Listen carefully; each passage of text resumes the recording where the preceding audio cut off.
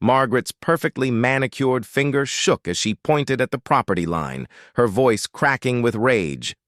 "You can't plant those trees there! I'm calling the HOA board right now!"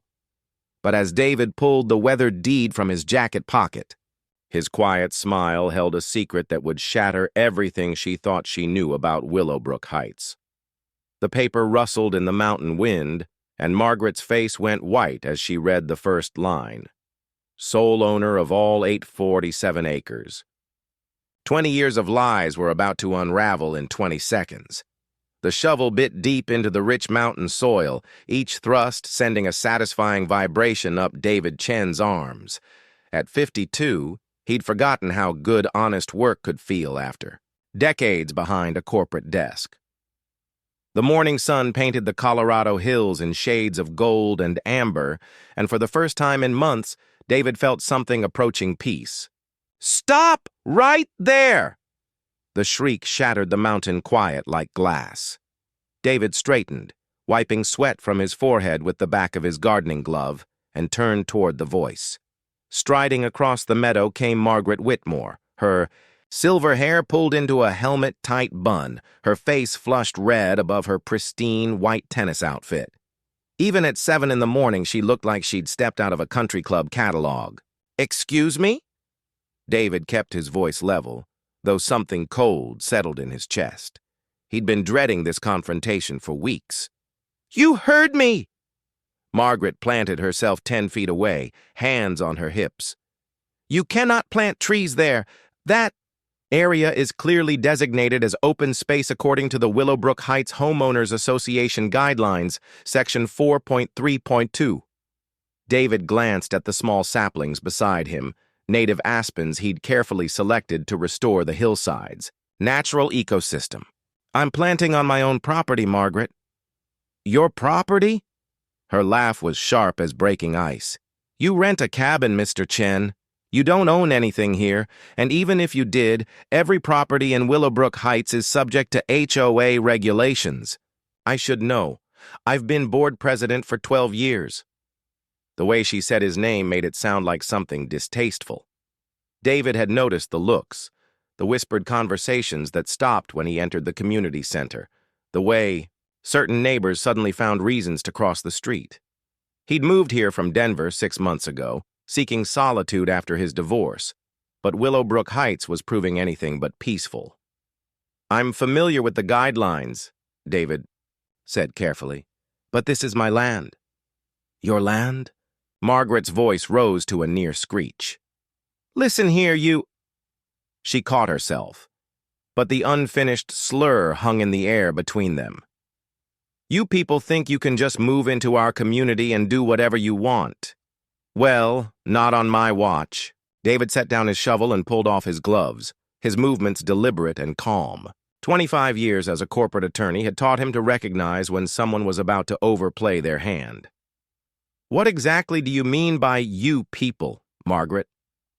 Her face flushed deeper, but she pushed forward. "Renters, outsiders, people who don't understand how things work here." Each word dripped with barely concealed venom. "Willowbrook Heights has maintained its character for 40 years. We have standards." "Standards?" David nodded slowly. "I see. Clearly you don't, or you wouldn't be digging holes wherever you please." Margaret pulled out her phone with a flourish. "I'm calling an emergency HOA board meeting, and I'm documenting this violation." She began snapping photos of David and the saplings, her phone clicking like a weapon. "Margaret, stop! Don't tell me what to do. I have every right to document HOA violations." She moved closer, the phone thrust out like a shield. "You signed the covenants when you moved here. Every resident does." "I didn't sign any covenants." "Of course you did. Your landlord would have—" She paused, phone still raised. "Who is your landlord anyway? I've been wondering about that." David was quiet for a long moment, watching her face. The morning wind rustled through the aspens already established along the ridge, their leaves whispering secrets in the thin mountain air. A hawk circled overhead, riding the thermals with lazy grace. "There is no landlord," he said finally. "Don't be ridiculous. Every property in Willowbrook Heights has been accounted for since the development began in 1982. I have the master list." Margaret's voice carried the absolute certainty of someone who'd never been truly challenged. "The cabin you're living in belongs to the Hendersons. They bought it in 2019. The Hendersons sold it. To whom?" The question came out as a demand. David walked to the small wooden table he'd set up under a pine tree, where he kept his water bottle and tools. His movements were unhurried, almost meditative. He could feel Margaret's eyes boring into his back, could sense her growing agitation. "To whom?" she repeated, louder now. He turned back to face her, and something in his expression made her take a step backward. "To me. That's impossible. HOA approval is required for all property transfers. I would have been notified." "Would you?" David's voice remained conversational, but there was steel underneath now. "Tell me, Margaret, exactly what do you know about the original land grants for this area?" "What does that have to do with anything? We're talking about current HOA regulations, not ancient history." "Humor me." Margaret's phone was still raised, but she'd stopped taking pictures. "I don't have time for riddles. The Willowbrook Heights development was established in 1982 by Morrison Development Company. They purchased the land from—" She paused, a flicker of uncertainty crossing her face. "From whom?" "From the previous owner, obviously." "And who was that?" The uncertainty spread, and Margaret lowered her phone slightly. "I don't see why that matters. The development has been here for over 40 years. The HOA has maintained comprehensive records since day one." "Has it?" David walked back toward her, stopping just outside her comfort zone.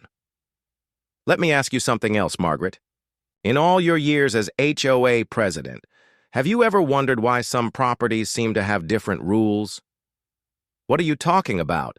All properties are subject to the same covenants." "Are they? What about the Hartwell place on Ridge Road?" "They've had that chicken coop for 15 years. That's against HOA guidelines, isn't it?" Margaret's jaw tightened. "The Hartwells have special circumstances." "What kind of special circumstances?" "That's board business, not your concern." "And the Yamada's solar panel installation? That was completed without HOA architectural approval, wasn't it?" "How do you—" Margaret stopped, her face going pale. "Know about that? Because I do my research, Margaret, very thorough research." David's voice remained calm, but there was something implacable in his tone now. "Just like I researched the property records before I purchased my land."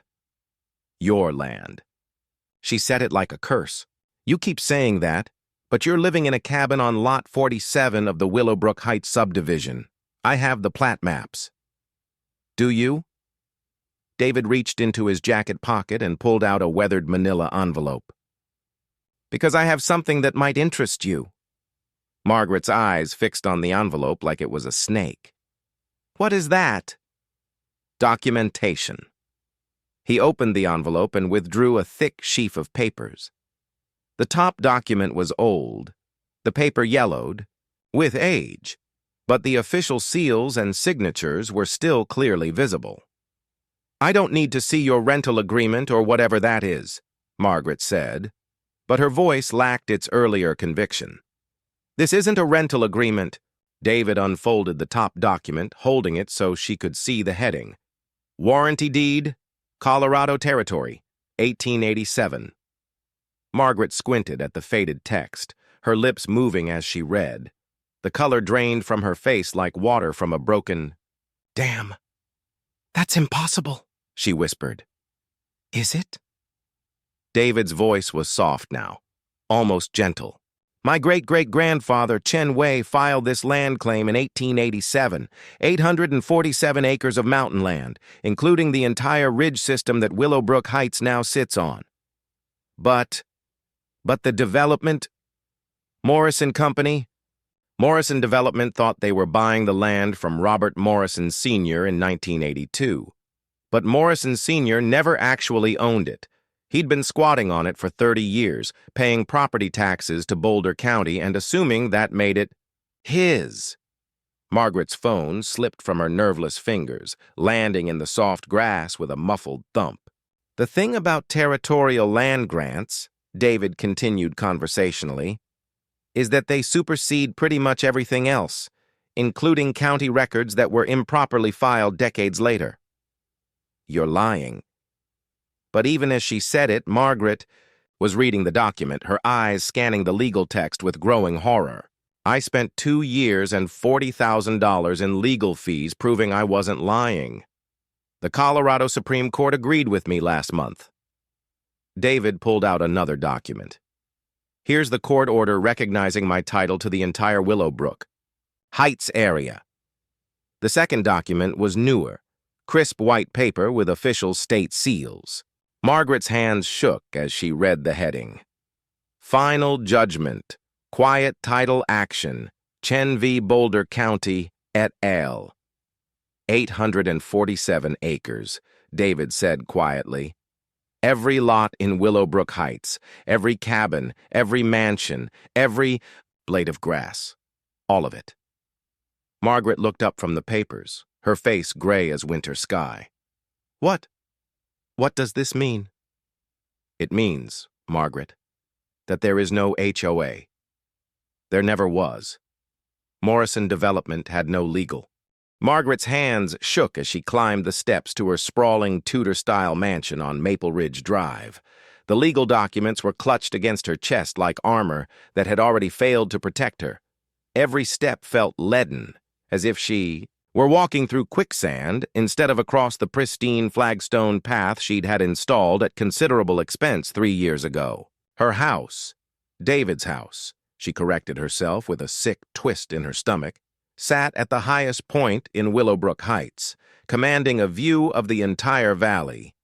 She'd always loved that about it, the sense of surveying her domain from on high. Now the irony felt like a knife between her ribs. The front door's heavy oak panels bore the brass nameplate she'd commissioned, the Whitmores, Esther 2011. 14 years of calling this place home, of hosting HOA meetings in her formal dining room, of standing on the wraparound porch and feeling like the queen of her mountain kingdom. Her fingers fumbled with the keys, muscle memory failing her in her panic. When she finally managed to unlock the door, she rushed inside and slammed it behind her, as if she could shut out the morning's revelations along with the mountain air. "Richard?" Her voice echoed through the marble foyer, bouncing off the vaulted ceiling. "Richard, get down here! We have a problem!" Footsteps thundered down the curved staircase. Her husband appeared at the landing, still in his silk pajamas and velvet robe, his silver hair disheveled from sleep. At 68, Richard Whitmore retained the bearing of the successful investment banker he'd been before retirement, but now his face creased with concern. "Margaret, what on earth? You look like you've seen a ghost." "Worse." She thrust the documents at him with trembling hands. "Read this, all of it, right now." Richard took the papers, his reading glasses appearing from his robe pocket with practiced efficiency. His expression shifted from confusion to disbelief to horror as he processed the legal text. "This can't be right," he murmured, flipping through the pages. "Morrison Development? We bought directly from them. We have title insurance. Keep reading."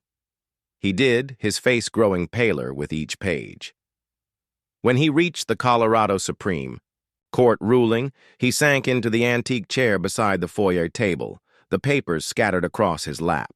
"Sweet Jesus," he whispered, "the entire HOA never existed, never had any legal authority. We've been playing make-believe for 14 years, Richard. Worse than that, we've been—" She couldn't finish the sentence. "We've been what?" Margaret's composure finally cracked. The tears she'd held back in the meadow came flooding out, ugly sobs that shook her entire body. "We've been horrible. To him, to others like him. God, Richard, the things I said this morning." Understanding dawned in Richard's eyes. The Asian. Man? The one who moved into the Henderson place? His place. It was always his place. He owns everything, Richard. Everything. She gestured wildly around their opulent home. This house, our furniture, our garden, our lives, all of it belongs to him now. Richard stood abruptly, the papers cascading to the marble floor. We need to call our attorney. There has to be some kind of recourse. Adverse possession, maybe, or... I don't think you understand. Margaret's voice was hollow now, drained of its usual authority. He's a lawyer, Richard. Was a lawyer. Corporate law. He spent 2 years and $40,000 proving his case to the Colorado Supreme Court. Do you really think he missed any loopholes? The grandfather clock in the hallway chimed 9 times, its deep bronze notes seeming to count down the minutes until their world completely collapsed. Richard picked up the scattered documents, his movements mechanical, like a man gathering the pieces of a broken mirror that could never reflect the same image again. What exactly did you say to him? Richard's voice was quiet, but Margaret could hear the steel underneath. 43 years of marriage had taught her to recognize when her husband was calculating damage. I called him a renter, an outsider. I said, you people think you can just do whatever you want. The words tasted like ash in her mouth. You people. Richard closed his eyes. Margaret, please tell me you didn't. I took pictures of him, like he was some kind of criminal.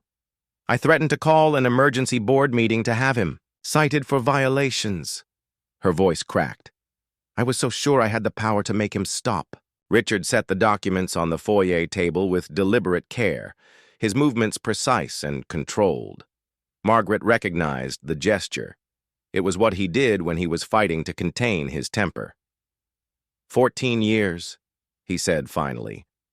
14. Years we've lived here, and in 14 minutes you managed to potentially destroy everything we've built. I was protecting our community. How was I supposed to know? By treating people with basic human decency. The words exploded from Richard like a dam bursting. By not assuming the worst about someone because they don't look like us or sound like us or, God, Margaret, your own parents were immigrants. That was different. No, it wasn't. Richard's voice dropped to a deadly whisper. Your grandfather came here from Ireland with nothing but the clothes on his back. He faced the same prejudice, the same assumptions, the same you people comments, and somehow his granddaughter forgot that lesson completely. Margaret recoiled, as if she'd been slapped. Richard had never spoken to her like this in 4 decades of marriage, had never laid her failures out so starkly. We need to fix this, she whispered. There has to be a way to fix this. Fix what, exactly? The fact that we've been illegally collecting HOA fees for 14 years? The fact that every violation notice you've issued was legally meaningless? The fact that you just racially profiled the man who owns our home? Each question hit like a physical blow. Margaret sank onto the marble steps, her perfect composure finally shattered completely. He said some people might get generous lease terms, she said desperately. Good neighbors, people who treated others with kindness. And what category do you think we fall into, Margaret? The question hung in the air like smoke from a house fire. Margaret knew the answer, could see it in the legal documents scattered around them, could feel it in the weight of every petty power play she'd made as HOA president. The doorbell's melodic chimes interrupted their silence. Both of them froze, staring at the heavy oak door as if it might burst into flames. We don't have to answer it, Richard said quietly. The bell chimed again, followed by a polite knock. Mrs. Whitmore? Mr. Whitmore? It's David Chen. I was hoping we could have that conversation now. Margaret felt the blood drain from her face. Through the frosted glass panels beside the door, she could see a silhouette, tall, patient, utterly still, waiting. He's here, she whispered. Oh God, Richard, he's here. Answer it, Richard said, his voice resigned. "Running won't help us now." Margaret's legs felt like water as she approached the door. Her hand trembled on the brass handle, and for a moment she couldn't make herself turn it. Then she heard David's voice again, soft and reasonable. "I'm not going anywhere, Mrs. Whitmore. We really do need to talk." She opened the door. David stood on her front porch, his front porch, looking remarkably composed for a man who'd just inherited a 63-house community. He'd cleaned up since their confrontation in the meadow, trading his gardening clothes for khakis and a button-down shirt. He looked like any other Willowbrook Heights resident out for a Saturday morning stroll, except for his eyes. His dark eyes held the weight of absolute authority, the quiet confidence of someone who no longer had to pretend to belong. "May I come in?" he asked politely. Margaret stepped aside wordlessly, and David entered their foyer. He looked around, with professional interest, taking in the marble floors, the crystal chandelier, the oil paintings Richard had collected over the years. "Beautiful home," he said genuinely.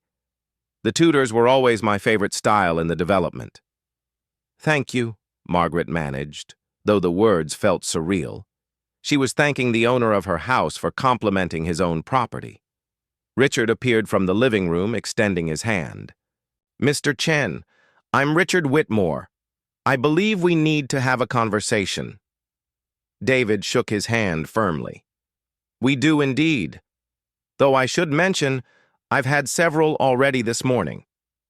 Margaret's heart stuttered. "Several?"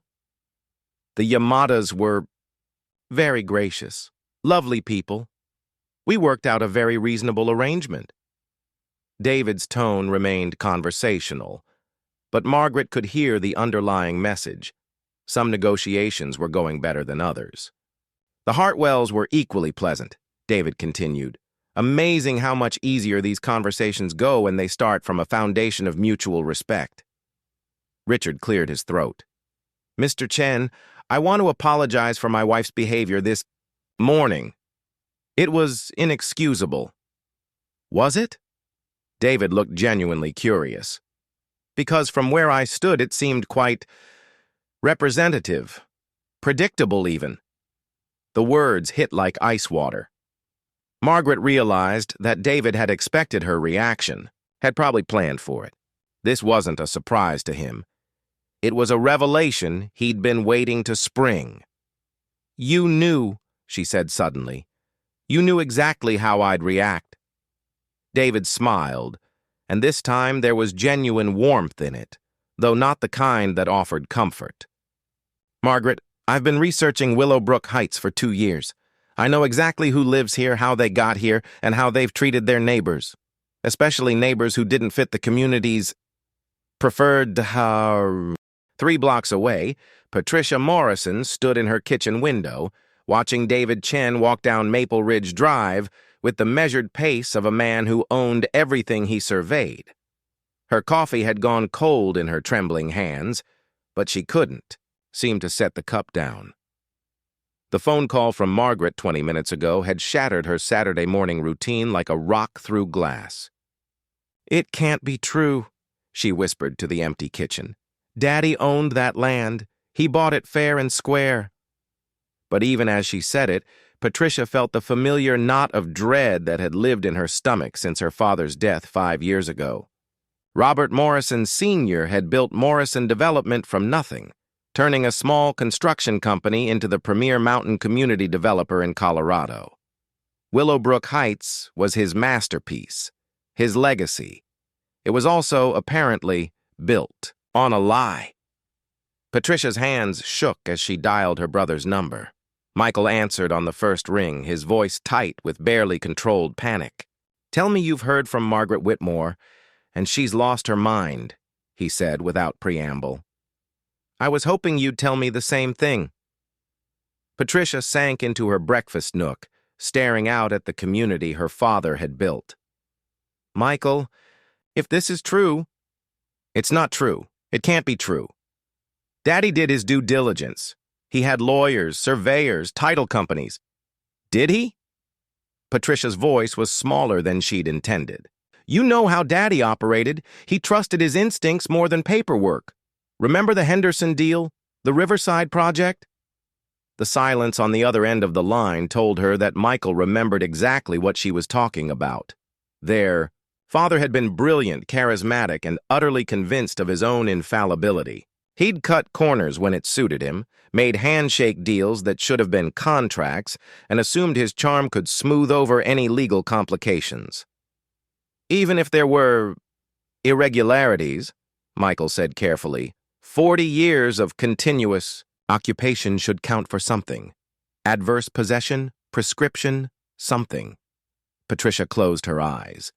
Against a territorial land grant? Michael? You know as well as I do that those supersede almost everything else. Then we fight it. We hire lawyers. We appeal. With what money? The question came out sharper than Patricia intended. The company's been struggling for 3 years. We mortgaged everything to keep the Evergreen project afloat. If this Chen person decides to sue us for 40 years of illegal land sales... She couldn't finish the sentence, but she didn't need to. They both knew what bankruptcy looked like. The doorbell rang, its cheerful chimes a mockery of Patricia's mounting dread. Through the front window, she could see a familiar silhouette on her porch. He's here, she whispered into the phone. Who's there? David Chen. He's at my door. Don't answer it. Don't say anything that could be construed as an admission of... Patricia hung up and walked to the front door on unsteady legs. Through the frosted glass, she could see David waiting patiently, his posture relaxed and unthreatening. He looked like any other neighbor stopping by for a friendly chat. She opened the door. Ms. Morrison, I was hoping we could have a conversation. Patricia had inherited her father's gift for reading people, and what she saw in David Chen's face made her blood run cold. Not anger or vindictiveness, but something far more dangerous, the perfect composure of someone who held all the cards and knew exactly how to play them. About what? She managed. About the future of Willowbrook Heights, about the past 40 years, about what happens next. His tone was conversational, almost friendly. May I come in? Every instinct screamed at her to slam the door, to call her lawyers, to do anything but invite this man into her home. But Patricia had learned from watching her father's business deals that sometimes the worst thing you could do was appear weak or evasive. She stepped aside. David entered her living room and looked around with genuine appreciation. The Morrison house was smaller than the Whitmore's mansion, but impeccably appointed, filled with the kind of understated luxury that spoke of old money and good taste. Your father built a beautiful community, David said, settling into the chair. Patricia indicated. The architecture, the landscaping, the way it sits in the natural environment, it's really quite remarkable. Thank you. Patricia perched on the edge of her sofa, every muscle tense. Though, I suppose you didn't come here to discuss architecture? Actually, in a way, I did. David leaned back in his chair, completely at ease.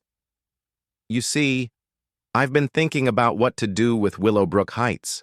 It's a significant piece of property, and there are many different directions I could take it. Patricia felt her mouth go dry. What kind of directions? Well, I could develop it further. Add another 100 houses, maybe more. The land could easily support it. David's tone remained conversational, but Patricia caught the underlying threat. Or I could go in a completely different direction.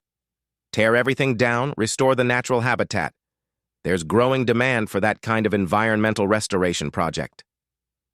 The words hit Patricia like physical blows. Tear everything down. 63 families displaced, 40 years of her father's work erased. Of course, David continued, there's also the option of maintaining the status quo, keeping the community as it is, working with the existing residents, preserving what your father built. What would that require? Patricia's voice was barely above a whisper. David was quiet for a moment, studying her face. When he spoke, his words were measured and precise. It would require acknowledging the truth about how this community was created. It would require making amends for 40 years of illegal land sales. And it would require ensuring that Willowbrook Heights becomes the kind of inclusive, welcoming place it was never allowed to be. Patricia felt tears burning behind her eyes. You want us to admit that Daddy built his life's work on stolen land? I want you to admit that your father made a mistake, a significant one, with far-reaching consequences. David's voice softened slightly. I've done my research, Ms. Morrison. Your father was a good man in many ways. He employed hundreds of people, built communities that families loved, contributed to the local economy, but he also built his success on land that wasn't his to sell. He didn't know, didn't he? David leaned forward slightly. Ms. Morrison, I've seen the survey records from 1981. Your father's own surveyors flagged discrepancies in the title chain.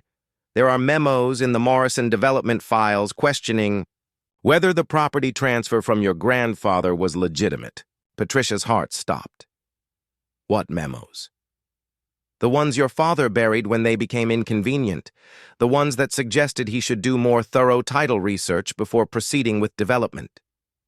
David's tone remained gentle, but his words cut like surgical instruments. He knew there were problems, Patricia. He chose to ignore them because the project was too profitable to abandon. The room seemed to spin around Patricia. Her father's legacy, everything she'd believed about him, crumbling like a house of cards in a windstorm. Even if that's true, she said desperately, what's done is done. People have lived here for decades. They've built lives here, raised families. Yes, they have. And I have no intention of displacing families who've made this their home through no fault of their own. David's voice took on a harder edge. But I do intend to hold responsible the people who profited from selling land that wasn't theirs to sell. Patricia understood. The residents would be protected, but Morrison Development, and by extension the Morrison family, would face the consequences. How much? She asked quietly. I'm sorry. How much do you want? To make this go away? To let us preserve some part of what Daddy built? How much? David was quiet for a long moment, and something shifted in his expression. When he spoke, his voice carried a note of genuine sadness. Patricia, I don't think you understand what's happening here. This isn't a negotiation. This isn't about money changing hands to sweep problems under the rug. He leaned forward, his dark eyes intense. Your family sold houses on land you didn't own for 40 years. You collected millions of dollars for properties you had no right to sell. You created an entire community based on a legal fiction. But the statute of limitations doesn't apply to territorial land grants. David's voice was implacable. There is no statute of limitations on stolen land, Patricia. There never was. The finality of it crashed over her like a wave. Patricia doubled over, pressing her hands to her stomach as if she could physically hold herself together. What happens to us? She whispered. That depends entirely on what you choose to do next. David stood, moving to the window that overlooked the valley. I'm going to file a civil lawsuit against Morrison Development for the return of all profits from illegal land sales, plus damages, plus interest. 40 years of compound interest on multi-million-dollar transactions. Patricia felt bile rise in her throat. The numbers alone would bankrupt them completely, wipe out not just the company, but every asset the family had accumulated. However, David continued, I'm not unreasonable. I understand that some of those profits went toward legitimate expenses, construction costs, infrastructure, maintenance. I'm willing to negotiate a settlement that takes those factors into account. A flicker of hope sparked in Patricia's chest. A settlement? Contingent on full cooperation, complete disclosure of all Morrison. By Sunday evening, Willowbrook Heights was a community divided. Word of David Chen's ownership had spread through the neighborhood like wildfire, carried by hushed phone calls, frantic text messages, and desperate conversations over backyard fences. The perfectly manicured lawns and pristine driveways remained unchanged, but beneath the surface, 40 years of assumed stability had cracked wide open. In the community center, a building that now belonged to David Chen, an emergency meeting was underway. Despite the fact that the HOA no longer existed, 37 residents had gathered in the main hall, their faces reflecting a mixture of confusion, fear, and barely contained panic. Margaret Whitmore sat in the back row, her usual position of authority at the head table conspicuously empty. She looked smaller somehow, diminished, as if the weight of her circumstances had physically compressed her. Richard sat beside her, his hand resting protectively on her arm, both of them isolated by invisible walls of shame and approaching homelessness. At the front of the room, Tom Hartwell stood at the podium, his weathered farmer's hands gripping the edges as he tried to maintain order. At 73, Tom had seen enough of life to know when a community was coming apart at the seams. "Folks, let's try to keep this civil," he said, his voice carrying the authority of someone who'd spent decades mediating disputes between neighbors. "We're all in this together, and panic isn't going to help anyone." "Easy for you to say." The voice came from James Richardson, a red-faced man in his 50s who owned the largest house on Elk Ridge. "You heard what Margaret said? Chen is giving you and your cronies sweetheart deals while the rest of us get evicted." A murmur of agreement rippled through half the room while the other half shifted uncomfortably. The divide was already visible. Those who'd received visits from David and been offered generous lease terms, and those who'd been pointedly ignored. "That's not how it happened," said Dr. Sarah Yamada, rising from her seat in the third row. At 45, she was one of the younger residents, a pediatrician who'd moved to Willowbrook Heights 5 years ago with her husband and twin daughters. "Mr. Chen was perfectly reasonable, professional. He offered us terms below current market rates with a 20-year lease." "Because you're one of his preferred minorities," Richardson shot back, his voice dripping with venom. "Don't pretend this isn't about race. The writing's on the wall. Chen wants to turn this place into some kind of multicultural experiment, and he's using the lease agreements to pick and choose his ideal demographic." The accusation hit the room like a physical force. Several residents gasped, others shifted in their seats, and a few looked away entirely. Dr. Yamada's face flushed with anger, but her voice remained controlled. "That's a disgusting thing to say, James. And it's not true. Isn't it?" Richardson stood, turning to address the room.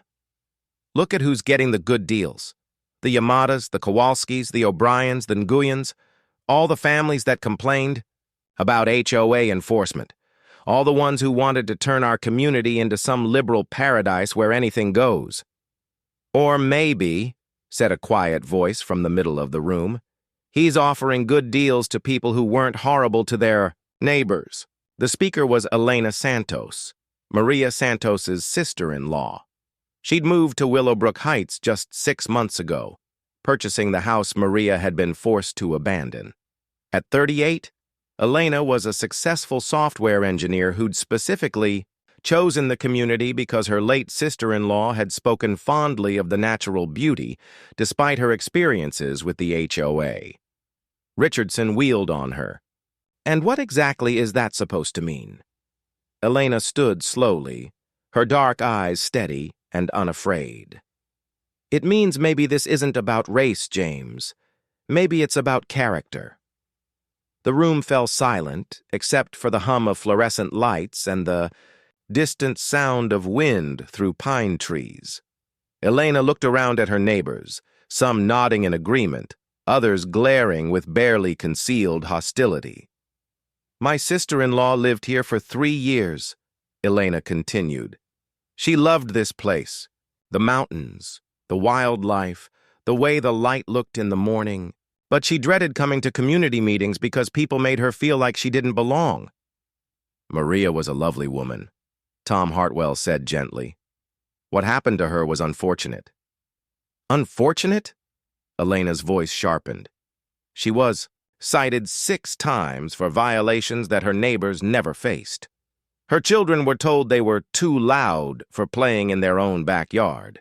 She was asked to provide documentation for every guest who visited her home, while other residents had constant traffic with no questions asked. Margaret Whitmore shifted in her seat, and several heads turned toward her. The former HOA president stared at her hands, unable to meet anyone's eyes. "That's in the past," Richardson said dismissively. "We need to focus on the present crisis. This Chen character is going to destroy everything we've built here." "Everything we've built?" The voice belonged to Kevin O'Brien, a burly contractor in his 40s who'd moved to Willowbrook Heights 8 years ago with his wife and 3 children. "James, what exactly do you think we built here?" "A community. A place where families could raise children safely, where property values were protected, where we maintained certain standards." "Whose standards?" Kevin's Irish accent became more pronounced as his anger rose. "Because from where I'm sitting, those standards looked a lot like keeping out anyone who didn't look like you or sound like you or worship like you." "That's not true." "Isn't it?" Kevin stood, his carpenter's frame towering over most of the room. "My family came here from Dublin when I was 12. You know what I heard growing up? The same things I've heard whispered about other families in this room. Those people don't understand how we do things here. Those people have different values. Those people might bring down property values." His words carried the weight of old pain, and several residents looked uncomfortable. The O'Brien family had always been well-liked, but Kevin had never spoken so openly about his experiences. "I've watched good families driven out of this community because they didn't fit someone's idea of who belonged," Kevin continued. "The Johnsons, the Santos family, the Patels before them, all good people, all families who just wanted to live in peace and raise their children. The HOA had rules," Richardson started. "The HOA had prejudices," Kevin cut him off. "Rules that were enforced differently depending on who was breaking them. Standards that seemed to shift based on what someone looked like or where they came from." Dr. Yamada nodded. "Kevin's right. I've served on the Architectural Review Committee for 3 years. I've seen the double standards firsthand." "Sarah, you can't be serious," said Jennifer Thompson, a blonde woman in her 50s who lived in one of the larger houses on Maple Ridge. "We've always been fair and consistent." "Have we?" Dr. Yamada pulled out her phone and began scrolling through emails. "The Gonzalez family's casita request, denied for density concerns. The review committee's exact words were that it might change the character of the neighborhood." She looked up at the room. The Richardsons' home theater addition was approved 2 months later, twice the square footage, half the setback requirements. What was different about those 2 applications? The silence stretched uncomfortably. Everyone knew what was different, but no one wanted to say it out loud. "This is ridiculous," Richardson snapped. "We're sitting here attacking each other while the real threat is out there planning to destroy our community. Chen could tear down every house, could turn this place into some kind of commune or environmental preserve or God knows what else." "Actually," said a new voice from the doorway, "I'm planning to do exactly what I told everyone I would do." Every head turned toward the entrance, where David Chen stood with quiet confidence. He'd entered so silently that no one had noticed, and now he surveyed the room with the calm authority of someone who owned every square inch of what he was looking at. The community center fell dead silent. Margaret Whitmore seemed to shrink further into her chair while Richardson's face flushed an even deeper red. Several residents looked between David and each other, uncertain whether to stay or flee. "Please, don't let me interrupt," David said, stepping into the room. "This is exactly the kind of community dialogue I was hoping to encourage." "You're not welcome here," Richardson said, rising to his feet. This is a private meeting for residents of Willowbrook Heights." David smiled, and it was neither warm nor cold, simply factual. "Mr. Richardson, this is my building on my land filled with people who live in my houses. I'm not only welcome here, I'm the only person in this room who has an absolute right to be here." The words hit like a slap, reminding everyone of their new reality. They weren't homeowners anymore. They weren't even legal tenants. They were people living at David's sufferance, and that sufferance could be withdrawn at any time. "However," David continued, his tone becoming more conciliatory, "I'm not here to break up your meeting. I'm here because I heard there were some concerns about my plans for Willowbrook Heights, and I thought it might be helpful to address them directly." He walked to the front of the room with the easy confidence of someone who belonged wherever he chose to stand. Tom Hartwell stepped aside without being asked, yielding the podium to the new owner. "Let me start by clarifying a few things. David." 2 weeks after the community meeting, Patricia Morrison sat in the law offices of Fletcher and Associates, staring at the settlement agreement that would either save or destroy what remained of her family's legacy. The mahogany conference table was covered with 40 years of Morrison development records, contracts, deeds, financial statements, and correspondence that painted a damning picture of systematic fraud. Across from her sat David Chen, flanked by 2 attorneys whose briefcases probably cost more than most people's cars. His expression was professionally neutral, but Patricia could see the satisfaction in his dark eyes. This was the moment he'd been building toward for 2 years, the complete capitulation of the family that had built their fortune on stolen land. "The terms are generous, considering the circumstances," said David's lead attorney, a sharp-faced woman named Victoria Walsh. "Full disclosure of all Morrison development assets, formal acknowledgement of the title defects, and cooperation with the transition of property ownership. In exchange, Mr. Chen agrees to accept 60% of documented profits from land sales, rather than pursuing full restitution plus damages." Patricia's own lawyer, Harold Fletcher, looked like a man attending his own funeral. At 72, he'd represented the Morrison family for 30 years, and had never imagined he'd be negotiating their surrender. 60% still represents approximately $14 million, Fletcher said quietly. The Morrison family would lose their home, their business, their retirement savings, everything they've accumulated over 4 decades. "Everything they accumulated illegally," Victoria Walsh corrected smoothly. "Mr. Chen is under no obligation to show any consideration for the financial circumstances of people who profited from selling land they didn't own." Patricia's hands shook as she turned the pages of the agreement.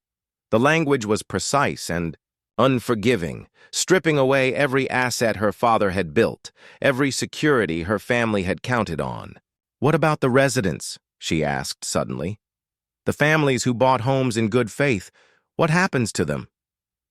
David spoke for the first time since the meeting began. "That's not your concern anymore, Patricia, but since you asked, they'll be protected. The families who made Willowbrook Heights their home through no fault of their own won't suffer for your father's crimes." "They weren't crimes," Patricia said desperately. "Daddy made mistakes, yes, but he wasn't a criminal. He was trying to build something beautiful, something that would last on stolen land." David's voice cut through her protests like a blade. "Your father knew the title was questionable and proceeded anyway. He buried evidence, ignored legal warnings, and sold millions of dollars worth of property he had no right to sell. If that's not criminal, it's only because the statute of limitations protects him." The words hit like physical blows. Patricia wanted to defend her father, to explain that he'd been a good man who'd provided jobs and built communities and contributed to society. But the evidence was overwhelming, spread across the conference table in damning detail. "The offer expires at 5 o'clock today," Victoria Walsh said, glancing at her watch. "After that, Mr. Chen files the civil lawsuit and pursues full restitution through the courts. Given the strength of the evidence, I estimate total damages, including interest and penalties, at approximately $37 million. Patricia felt bile rise in her throat. $37 million would destroy not just Morrison Development, but every member of her extended family. Her brother Michael, her cousin Robert, her elderly mother, all of them would lose everything. "I need to make a phone call," she said, her voice barely above a whisper. David nodded toward the conference room door. "Take your time, but remember, 5 o'clock. Patricia walked into the hallway on unsteady legs, her phone trembling in her hands as she dialed Michael's number. He answered immediately, his voice tight with barely controlled panic. "What did they say?" 60% of profits. $14 million. Everything we own, Michael. The business, the properties, mother's house, all of it. The silence on the other end of the line stretched for nearly a minute. When Michael finally spoke, his voice was hollow. "And if we refuse? 37 million through the courts. Complete financial destruction." Patricia leaned against the hallway wall, feeling as if the world was tilting beneath her feet. "He has us, Michael. The evidence is overwhelming. Daddy buried memos, ignored survey reports, proceeded with development when he knew the title was questionable." "Jesus Christ," Michael's voice cracked. "All these years, and he never told us, never warned us that it could all come crashing down." Patricia closed her eyes, remembering her father in his final months, proud, unrepentant, convinced that he'd built something worthy of admiration. He'd taken his secrets to the grave, leaving his children to face the consequences. "We have to sign," she said quietly. "If we fight this in court, we lose everything. At least this way, we walk away with something." "Walk away with nothing," Michael corrected bitterly. 14 million wipes us out completely, Patricia. The company, our homes, the kids' college funds, all of it gone. But we'd still be alive, still be free, still have the chance to start over. Patricia's voice strengthened slightly. "If we go to court and lose, we could face criminal charges. Fraud, conspiracy, racketeering. Chen's lawyers made it very clear that criminal prosecution is still on the table." The threat of prison hung between them like a sword. Both siblings knew that their father's buried evidence could easily be construed as conspiracy to commit fraud, making them accessories after the fact. 40 years, Michael whispered. 40 years of building something, and it all ends like this. Patricia thought about Willowbrook Heights, about the families who'd raised children there, about the community her father had envisioned. It was beautiful, she had to admit. The architecture, the landscaping, the way it nestled into the natural environment. It really was a masterpiece. It was also built on a foundation of lies. "Michael, what if this is what we deserve?" "What the hell does that mean?" Patricia's voice was soft, almost contemplative. "I've been reading the HOA records Chen's lawyers provided. The discrimination, the way certain families were treated, the systematic exclusion of anyone who didn't fit the community's preferred image. What if Daddy didn't just steal land? What if he created something ugly and called it beautiful? Those were HOA decisions, not Morrison Development. Were they? Because the more I read, the more it looks like Daddy handpicked the original HOA board. He established the covenants, he set the architectural guidelines, he created the framework that allowed people like Margaret Whitmore to flourish." Patricia's voice grew stronger as understanding dawned. "He didn't just steal land, Michael. He stole land to build a community that would exclude the very people the land originally belonged to." The revelation hit like lightning. Robert Morrison, Sr. hadn't just committed real estate fraud. He'd used that fraud to create a deliberately exclusionary community, a place where families like David Chen's would never be welcome. "The settlement includes more than just money," Patricia said, reading from the agreement. "Chen wants us to establish a fund for families who were driven out of Willowbrook Heights by discriminatory practices. Reparations, essentially, for the damage the community inflicted." How much? $2 million over 10 years. Michael was quiet for a long moment. So we lose everything. And then we pay even more to people who claim they were wronged by policies we didn't even create. Policies our father created, Patricia corrected. Policies that made certain people feel unwelcome on land that was stolen from people who looked just like them. The irony was staggering. Chen Wei, David's great-great-grandfather, had filed his land claim in 1887, one of thousands of Chinese immigrants seeking opportunity in the American West. His descendants had been driven from their rightful inheritance by a system designed to exclude them, only to have that same land used to create a community that would exclude their descendants all over again. Patricia. Michael's voice was quiet now, defeated. What do you want to do? She looked back toward the conference room, where David Chen waited with infinite patience for her decision. He held all the cards, commanded all the power, controlled every aspect of their future. But in his eyes, she'd seen something that surprised her. Not cruelty or vindictiveness, but a kind of weary justice. He wasn't destroying them for pleasure. He was doing it because it was right. I want to sign, she said finally. I want to end this, Michael. I want to stop perpetuating Daddy's lies and face the consequences of what our family did. Even if it ruins us. We're already ruined. We've been living on stolen money for 40 years. At least this way we can start over with clean hands. Patricia walked back into the conference room, where David Chen looked up from a document he'd been reviewing. Something in her expression must have conveyed her decision, because he nodded slightly. We'll sign, she said, taking her seat at the conference table. Harold Fletcher looked stricken. Patricia, please reconsider. There might be other options. Appeals we could file. No. Her voice was firm now, carrying a strength she didn't know she possessed. We'll sign the settlement. We'll cooperate fully with the transition, and we'll establish the reparations fund as requested. Victoria Wall.